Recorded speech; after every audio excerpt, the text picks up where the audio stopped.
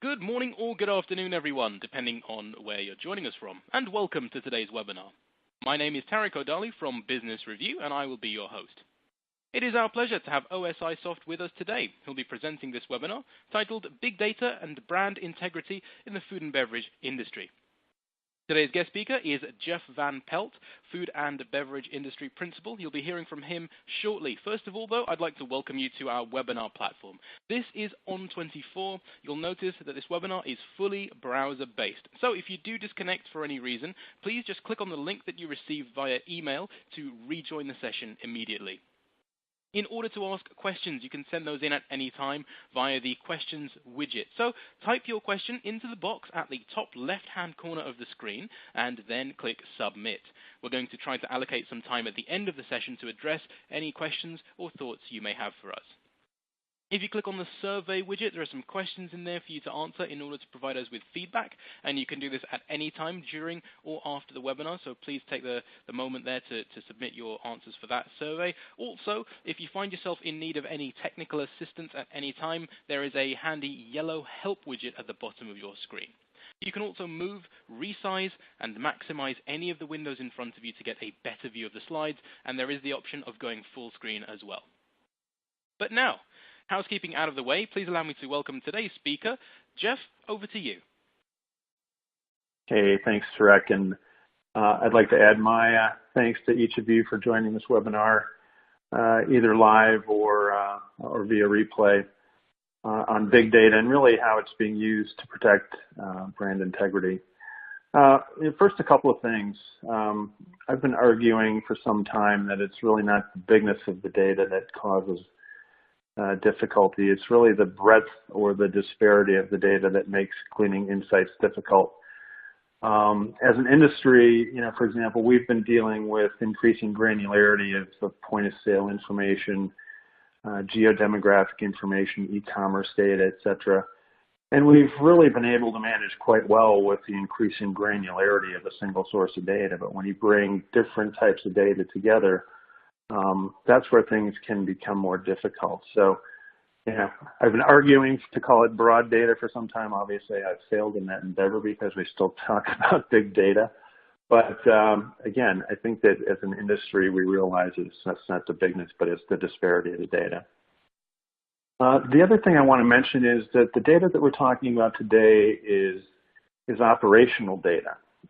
Which is something that we typically don't think about when we're talking about brands, right? Typically, when we're talking about brands, we're talking about consumer information, consumer takeaway information, e-commerce data, and the like. But with the increasing interest of consumers around quality and food safety, sustainability to the sourcing of the materials, transparency of the labels, operational data really becomes a key component and kind of an unlikely source for information to create brand value. So that's really what we're going to be talking about today is, some of that data that we haven't really used in the past or thought of as a tool to deliver, brand loyalty, brand integrity, and brand value. So first of all, a little bit about me. I've been in the consumer products industry for 3 decades. I use the word 3 decades because it sounds less than 30 years, so it makes me feel younger. I started out my career as a data analyst and worked in what we used to call marketing research, which now has a much cooler name called consumer insights. But about halfway through my career, like the rest of my contemporaries, during the dot-com era, I leapt into the technology sector to help, at that point in time, build a consumer products practice at Siebel. And then subsequent to that, I was the business lead for consumer products in North America at SAP, and then had the similar role globally at IBM. And when I made the move over to OSIsoft, it's coming up on about a year ago. And, people were kind of saying, Jeff, why are you kind of moving from some of these big companies to OSI? And OSI was really an intriguing company for a couple of reasons. But the first of those was they were really at the forefront of technology that was really, in our industry, kind of being overlooked. So when you think about manufacturing in the overall process of a food and beverage company, you've really got 5 pillars. You've got innovation, you've got procurement, you've got manufacturing, supply chain logistics, and then all the way, sales and marketing through to the consumer. And manufacturing, right, wrong, or different, has kind of been, underdeveloped, or the attention spent to it was lacking. And the information that's available through the manufacturing operations in terms of things that we're talking about today around transparency were really quite intriguing to me. And as I looked at OSIsoft, a real leader in sensor-based technology, it just seemed like a great fit for me, kind of, coming from a data geek background, to try to take, this type of information and add incremental value to it outside of the facility or plant floor and make it more ubiquitous across the enterprise. So it was really an interesting opportunity to me. So a little bit about the agenda. First of all, I'm going to introduce you to who we are. And my intent is not to make this an OSIsoft commercial, but really to talk about how some of the fundamental capabilities of a operational platform can help your companies meet some of your business objectives. We're going to spend a lot of time talking about quality and food safety, transparency, and how that impacts brand integrity.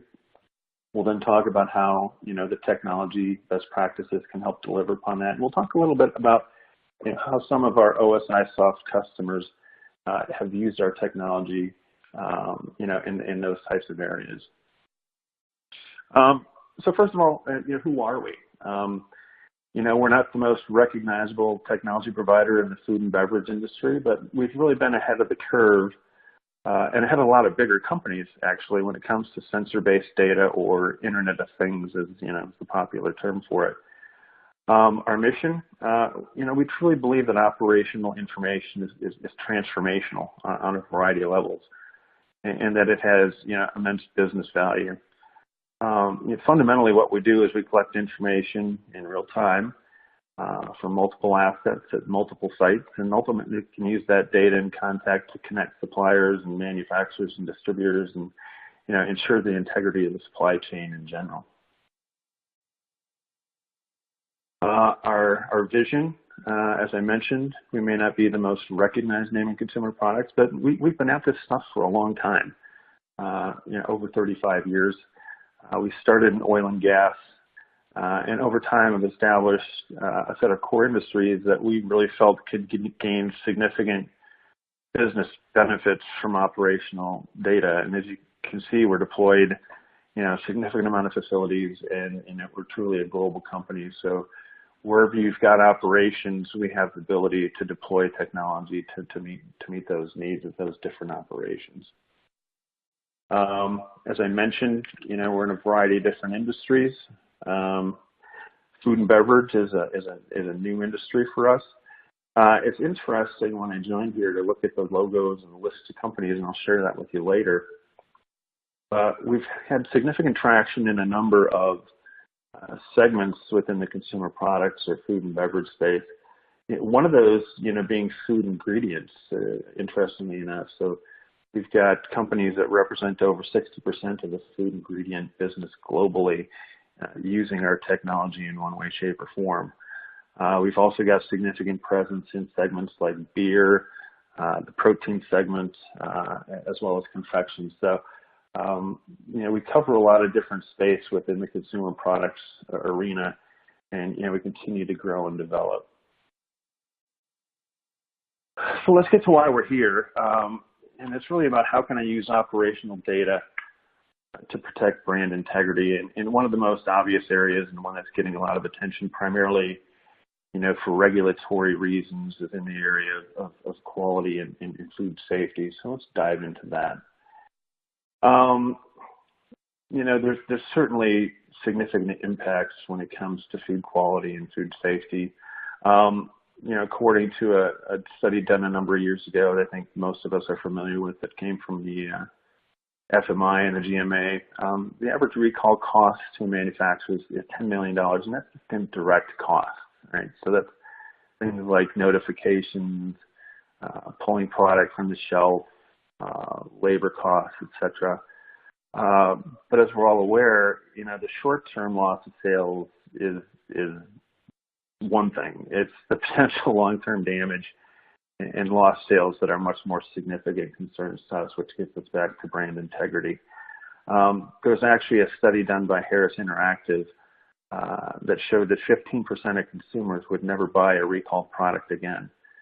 That's 15% of your consumer base that have significant implications, not only in terms of dollars of market share, but those 15% now with social media can even impact more people as they start talking about the product and can make the impact even greater.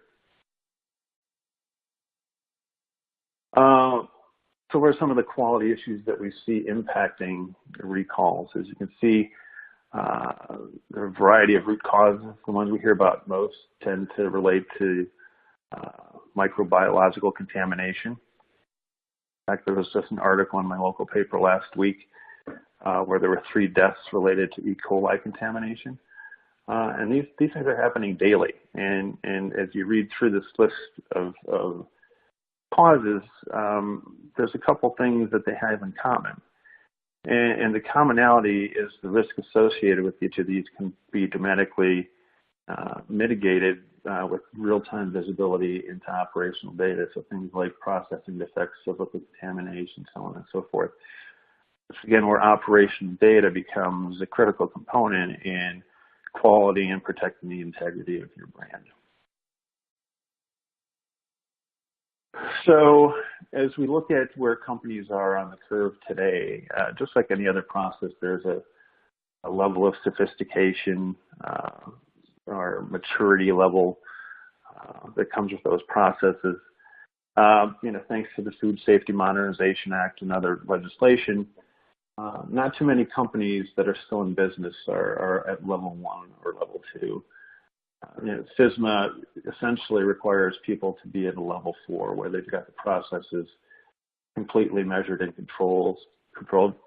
Some of the tier 2 manufacturers have been given an extension, so they may still be at a level 3. But even when you look at the companies in level 4, there are differences relative to the level of sophistication and automation within that level. I personally see a lot of companies today still having manual-based processes in place to comply with the government regulations.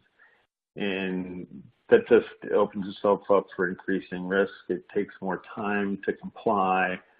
It has potential for lines to be down longer while you're going through compliance checks. So our view is really that using data can help automate this process and make it much more effective, for you as a company to comply and not just comply, but just to ensure that the processes are in place so you can mitigate the risk of a recall or a food event or an inspection altogether. So what are some of the building blocks? I stole this chart from Deloitte. In my days at SAP, I did quite a bit of work with Deloitte in the area of quality and food safety, and I found them, to be pretty solid in that. So I looked at this, and I really liked the way it laid it out in terms of the 4 components of what you should be doing as a manufacturer in terms of building a food safety program, and ultimately it starts, at the enterprise level with a corporate culture for quality and food safety. And that culture has to be adopted at each manufacturing facility. And the reason I say that is, you can have, 10 plants operating under that, the mandate of a corporate culture of safety and responsibility, but it's the 11th plant that could cause difficulty. So if each different facility isn't acting in accordance with the corporate mandate, your food safety program really doesn't have too many teeth in it. Second is in terms of managing your suppliers. We actually are seeing a number of suppliers, proactively looking at ways to improve, obviously, their they're supplying, what they bring into their customers, and using sensor-based data to do that to ensure quality of raw materials before they get to the plant. We've got one customer who's in the grain business, and they're looking to monitor things like temperature and moisture content in grain elevators, for example, and have that visible, into the manufacturing facilities to alert them to things prior to potential degradation of the product. The third and fourth components we and our customers spend the most time is that in process controls and in analytics to rapidly identify variances in those controls. The controls that you measure obviously vary based on the product category, but typically it include things like cook time, temperature, foreign material identification, and so on. But fundamentally, if you've got these things in place and have analytics that kind of drive the different decision-making aspects of the top three, it's a fairly sound foundation for creating a food safety and quality-based environment. Move on to from food safety to talk a little bit about transparency and its importance as well. As I mentioned before, 15% of consumers said that they wouldn't buy your product again if it's being recalled.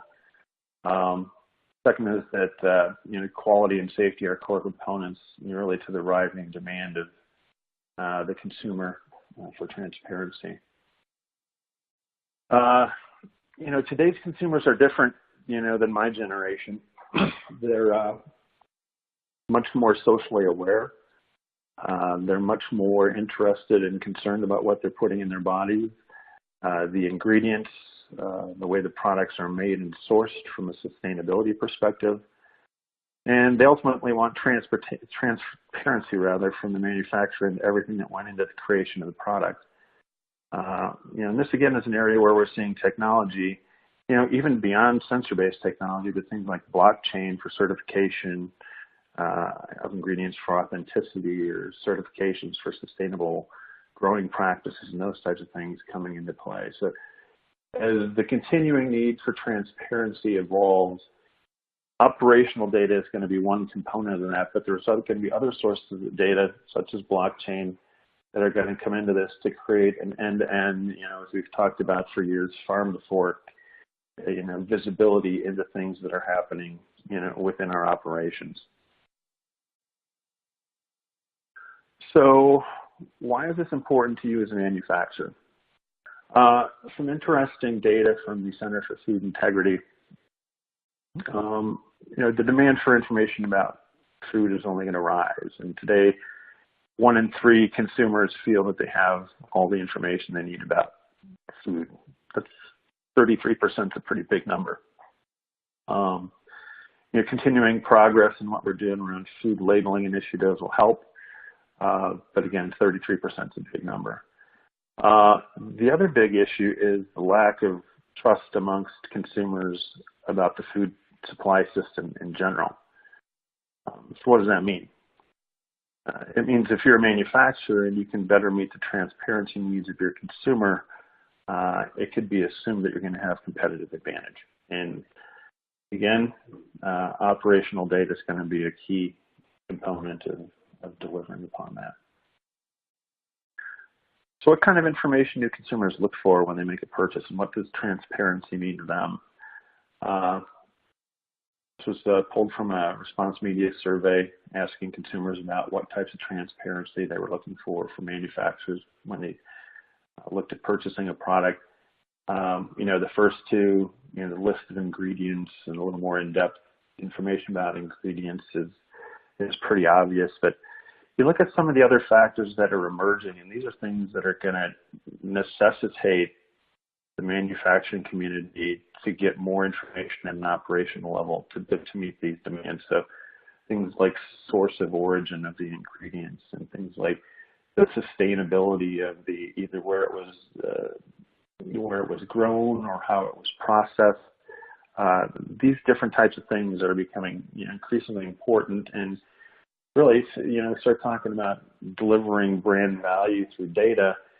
If you've got data that can help, source this type of information, you're going to have a better brand profile than companies that aren't doing that.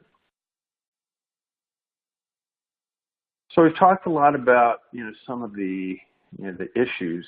How can technology help, though, in assisting the delivery of the information to meet some of the operational questions and data points that your consumers are asking for? So I'm not going to get real in-depth into the technology because I'm not a real technology guy. But we talked a little bit about OSIsoft, the company, in the company intro. What it is that we really do is that we assist in ensuring quality, safety, and transparency. And fundamentally, we're an enterprise platform for operational data. And that data can be sensor-based from equipment in your facilities. Increasingly, we're seeing sensor-based data coming from outside the facility. That could be upstream into procurement or downstream into warehousing and transportation. And as you can imagine, that data is disparate. It's, as I said at the outset, it's broad data. So in addition to collecting the vast amount of data, and this is all time series based, we also bring a framework that allows you to contextualize the information and bring it all together, bring all that disparate data together to make better business decisions off of it. Once we've got the data, we can monitor processes in real time. That could be at the facility level. We can roll it up to perform advanced analytics at a regional level, a corporate level. And we can also combine it with other data in your enterprise, such as data that you might have in SAP, as an example.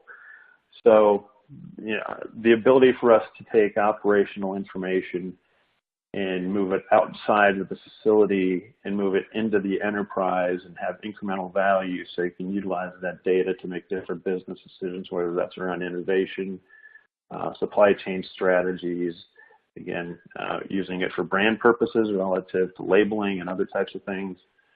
That's really what we're all about. So we are an enterprise operational data platform, collects data from multiple sources, multiple sites, multiple types of technology, and we make it contextualized and allow you to use it in a variety of different ways throughout your organization. So, when we look at food and beverage as an industry and look at some of the things that our technology can do, or technology in general should be able to do, there's really kind of 4 building blocks to what we're all about. I don't know if these are really factors impacting transparency as much as their business capabilities to enable transparency. But in either regard, these are some of the issues that our platform addresses.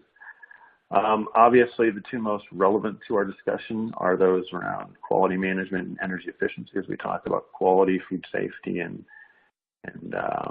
sustainability. But I'll cover the other 2 briefly as well. Process productivity really is where we use data to speed up production, reduce downtime due to changeovers, manage batches in real time, and really improve overall operational performance.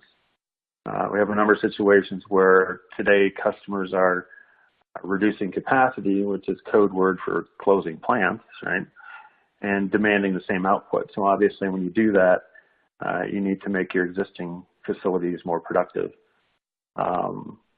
And you want to do that at the same time without reducing quality. From a quality perspective, we can take our data and automate it for regulatory reporting, ensure processes are in compliance, establish critical material attributes and critical process parameters, perform corrective and preventative action integration in real time, and ultimately provide the ability to predict the quality of a given production run. Third, we can deliver information to optimize the utilization of raw materials. For a lot of our customers, this really is primarily been focused to date on water and energy usage. But we're looking at how we can use this information to meet sustainability targets and environmental impact goals. Lastly, Acet Health, which is essentially taking real-time reading of production equipment to improve asset performance and utilize it to apply condition or predictive maintenance, really to keep, make sure that we're keeping the plants up and running and operating and reducing downtime and so on and so forth. I'd like to go into a couple of these in a little more detail. Let's talk about process productivity. One of the first issues that we have is the integration of what I'll call the IT world, and its data, which would be kind of like your SAPs of the world, and the operations world and its data. So what we've done is provided a technology layer for the operational data. You can have one version of the truth as you use it throughout your enterprise. The second challenge is in tracking batches in real time as they go through production. What we're able to do is capture, store, and summarize all the data during the process, compare it to other batches, and compare it to other attributes, and ensure that we're tracking variances throughout the process. Quality. Two major pain points here. The first of which is regulatory, which we're all familiar with. As I mentioned before, the difficulty today is in the manual nature that we're documenting activities. So, with our platform, we're able to collect all of your critical control point data from production and storage activities to automate compliance reporting. So we make the process of compliance and automated reporting much more efficient. Should you be dealing with the USDA or FDA. And the second area is within track and trace. We talked earlier about how the platform could contextualize for batch processes. When you have this production-based data, really, in context, it allows you to more quickly identify the root cause. And should there be a recall, you can more quickly identify that root cause and reduce the scope and duration of a potential recall. The other one around energy. One of the challenges around energy and sustainability is that you need to execute sustainability at the site level and at the same time meet global level sustainability targets. So it's one of those, think globally, act locally types of deals. The solution to the problem is actually pretty simple. Get the right people, the right data at the right time so they can measure the right things. But we've got a number of companies that are doing that, and they're not only gaining credit for sustainable activities, there's also margin and financial benefits to reducing the use of certain raw materials. So whereas it used to be a number of years ago, we'd look at sustainability as a report that we had to put on our corporate webpage, to kind of check the box. But lo and behold, we found that sustainable business practices also had a financial business impact for the company, and thus it got even increased visibility at the C-suite, beyond just having a report once a year. Acet Health, this one probably doesn't tie as much into the discussion about operational data and brand integrity. But it's really, the biggest issue that your companies have is you've got a variety of different equipment from a variety of different vendors in a variety of different facilities. And what the platform that we offer has is we pull all that data into a contextual framework so you can assess the performance of those assets in real time, and then use that data to perform predictive or conditional-based maintenance to make sure they're up and running so you can improve your production flow rates and those types of things. So that's what we're going to just talk about from the technology perspective. So let's talk about what some of our customers have done. As I mentioned, we're quite strong in the agribusiness sector, food ingredient sector, as well as the beer industry. But, sometimes the proof is in the pudding relative to how customers have utilized operational data and driven business performance as a result of that. First, here's a list of our, select list of our clients. We're proud of the list. We've got some good names there, as you'll see in the ingredient space. Companies like Tate & Lyle, ADM, Cargill, confections. We've got Hershey, and beer business, Heineken, AB InBev, and Deschutes. So even though we're a new core industry within OSI, we've got a great launching pad with these customers. And the one thing that I found when I came to OSI that kind of surprised me from my other companies was the willingness with which our customers wanted to tell their stories and talk about the successes that they've had utilizing our technology. And many of you may have been to some of our user conferences, and customers just come out of the woodwork wanting to speak. And I can tell you from experience at other companies, that's pretty unique. So we're in a very fortunate position, not just as a company, but as a food and beverage industry in general. So first example I want to talk about is Tyson. This has a couple of different challenges to it. The first one was they were having a variation through production, which was causing, in their term, giveaways. And basically, things like fat percentage and meat temperature were affecting flow rate, causing variations in the weight of the output product. In this case, it was Jimmy Dean sauce, which was causing overages. Those are what they classified as giveaways. Those overages either went to scrap or they needed to be reintroduced into the line. So by identifying the causes of those, they were able to, improve production and reduce the amount of the giveaways. The second challenge was around regulatory. One of their cooking facilities had received a variance notification from the USDA, and it actually ended up shutting down their line for 2 weeks. The solution, once they implemented our solution, they mitigated the risk of those USD variance notifications, and ultimately found a yield improvement. It says like 0.1% in 6 months, but 1.1% equals 100,000 pounds of meat, and that was in the first 6 months. So implementing the system for them from an operational perspective and brand integrity perspective provided a consistent product to the consumer and also mitigated risk of things from a food safety perspective and increased yield at the same time. Hershey's another story about product quality. They were looking to build their business globally, both from an organic standpoint and via acquisition, and at the same time they needed to manage costs. So it's basically a story of do more, but do more with the same, or do more with less. Oh, and by the way, don't compromise on quality.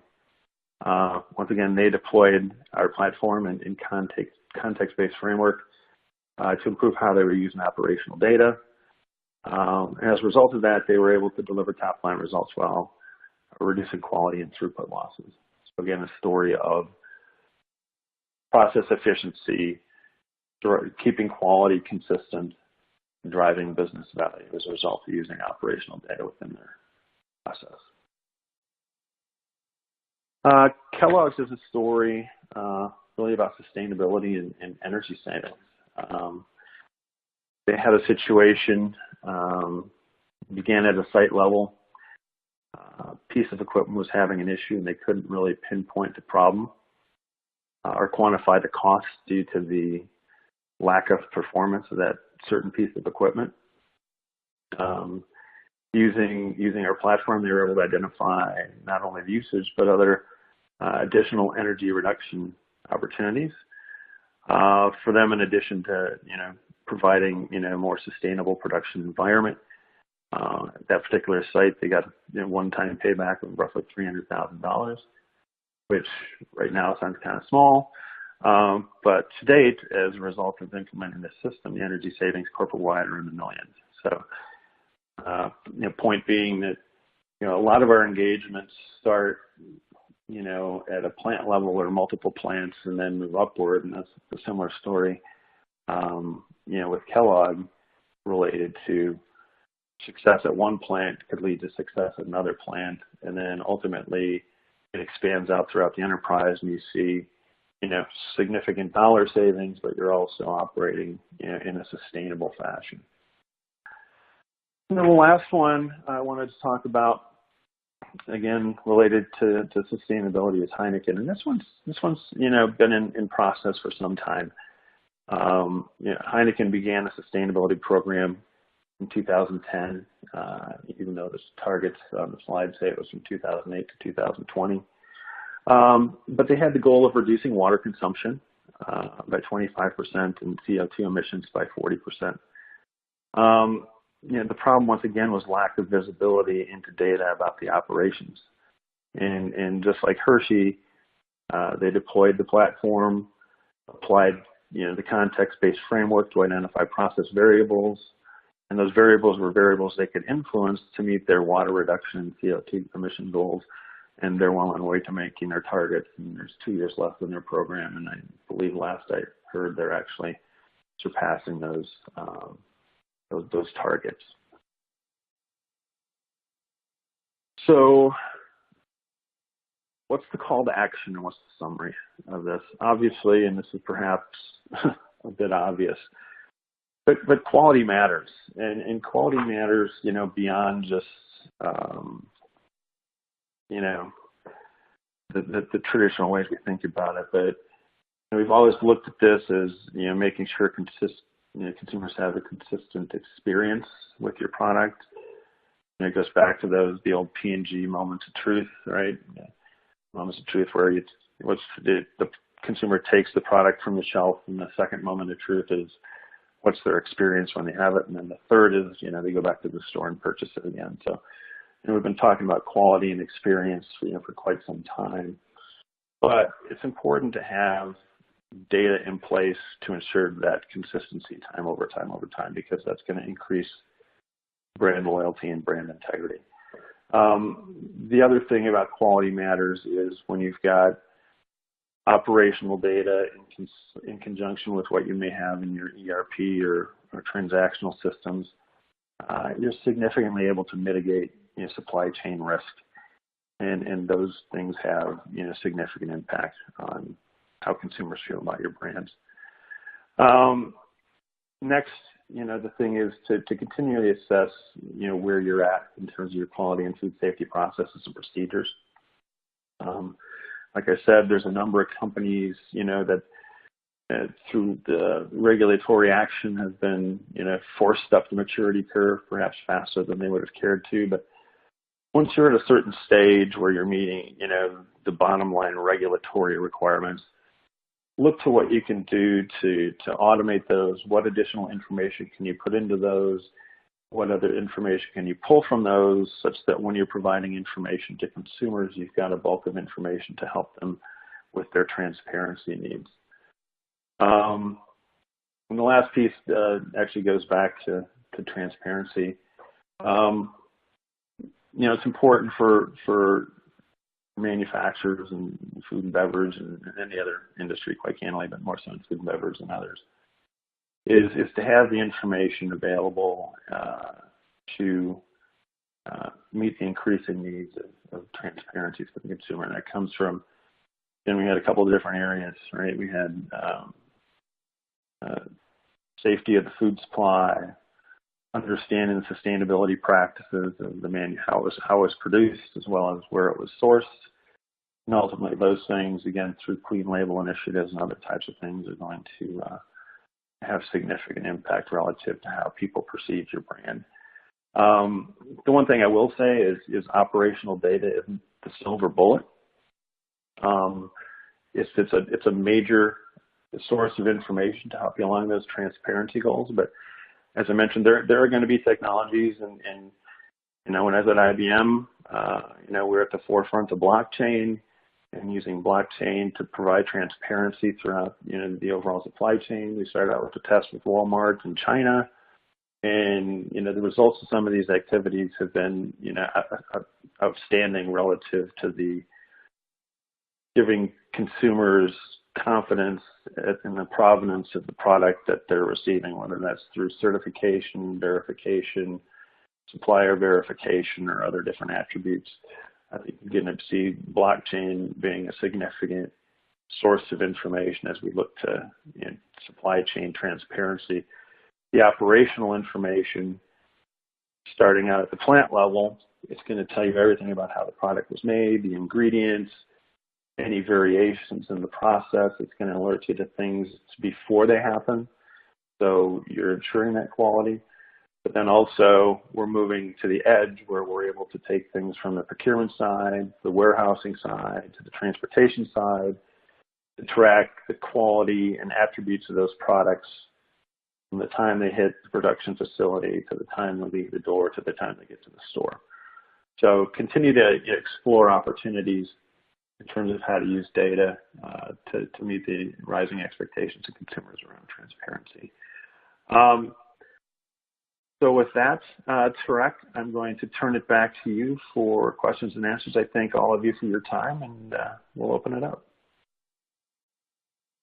Lovely. Thank you very much, Jeff. Yes, that's right. So we're about to move into our Q&A session now. So, audience members, if you have questions, please do submit those. You can use the box at the top left-hand corner of the screen, type your question in, and click submit. We've had a few coming in throughout the session, so let's start with some of these. So this person has asked, can you touch on predictive quality? Yeah, so predictive quality in the sense that we bring it up is being able to have process controls in place to, in real time as a batch is going through production, identify variances versus other batches, so you can predict outliers is really the main point. So if there's a temperature variable or cook time variable or flow rate variable, you can identify that and stop the run prior to it going through to production and having to scrap it. So using historical data, trend data. So another thing I didn't bring up is, all of the different data that we store, we can create trend analysis on, and then we can identify variances in those trends while the batch is in process, and then ultimately predict quality. So it's not necessarily, an analytics term, like, you may be thinking, the questioner might be thinking about, predictive analytics or machine learning. This is really more about predicting based off of past behavior. Okay, thank you very much for the answer there. Hopefully that answered your question. Audience members, please do keep these great questions coming in. Don't forget there's that box at the top left. Type your question in and hit submit. So the next question is, what are you seeing as the biggest inhibitors to supply chain transparency? Oh, wow. I think that the biggest thing I see is that the information, and it's not just in supply chain, it's elsewhere. Within CPG companies, it's the data tends to sit in silos, right? So I think breaking down those silos and getting the data into a consistent platform where you can have the quote unquote one version of the truth is the first point, and the other point is. I think there's emerging technology that will assist in that endeavor as well. But currently, the biggest barrier, I think, is two things: disparate and breadth. As I mentioned at the outset, the breadth of the data, and the fact that the data resides in multiple locations, in multiple formats, and it doesn't tend to be shared across the supply chain. So. A lot of the data in manufacturing doesn't rapidly make it over to supply chain or warehousing or distribution, as an example. Okay, thank you very much for the answer there. I'm going to move straight into the next question here. So this person, thank you very much. They've said, where do you see sensor-based technology playing a role outside of manufacturing? Yeah, so I brought up the one example where we had it from a food ingredients supplier. putting sensor-based technology in grain elevators. One of the challenges is in some of these locations is the connectivity. But a lot of there's one commercial from my former company about how they were using sensor-based technology to around poaching of rhinos, I think it was, and they put sensors on antelope and they'd track the movement of the antelope to identify where the rhinos were and then track down people that were poaching rhinos. So the connectivity, and I just bring that story up because the connectivity issue is being mitigated by technology that allows us to get information up into the cloud. So I see it. So on the one side, coming from the procurement side, I see other sensor-based technology in warehousing and transportation, particularly in product categories that use a cold chain supply chain. So where you've got things that need to be temperature controlled throughout the manufacturing process, throughout the warehousing process, and the distribution process. So sensor-based data in trucks, rail cars, what have you, is going to be evolving as well. And that's where we talk about, our story around the edge and how we're getting outside the shop floor. But the amount of sensor-based and IoT-based data, we're just at the tip of the iceberg. It's going to explode over time. And those are just a couple examples that come top of mind. Okay, thank you very much. Audience members, please do continue to keep these great questions coming in. There's that box at the top left-hand corner of your screen there. Type it in, hit submit, and we'll try to get to it in the time we have left. So this next question is, looking at the complete supply chain, who actually owns the data? Farmer, packer, supermarket? Well, that gets back to the notion of what we tend to call community. Each one, owns their own data, but it's not necessarily an ownership issue. It's a visibility issue. So if we can get it, provide visibility of different content wherever you are in the supply chain, whether you're a supplier, a manufacturer, or a distributor, all of that information can be shared in a variety of different ways, either through the operational platform itself, where each person has access to different areas of that platform, or it can be uploaded into another system or cloud-based types of things for sharing that information. Okay, thank you for the answer there. Another question we've received today, thank you very much to the person who sent this in.